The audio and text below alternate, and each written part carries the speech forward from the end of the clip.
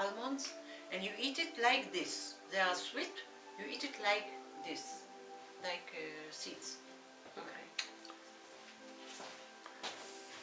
So, So, מה יש לנו להגיד על זה? כן, מה יש לך להגיד על זה?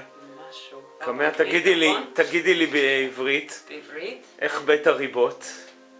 משהו. בחיים שלי אני אף פעם לא הייתי במקום כזה, ואף פעם לא פגשתי איזה בחורה כמו שרה.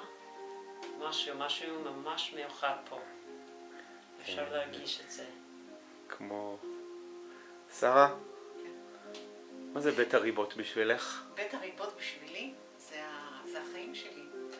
זה הכוח שלי, זה האהבה שלי, זה האנרגיה שלי, זה היקום שלי. זה החיבור שלי לאנשים, לטבע, לאהבה, לעצמי. זה כמו נשיקות כל הזמן.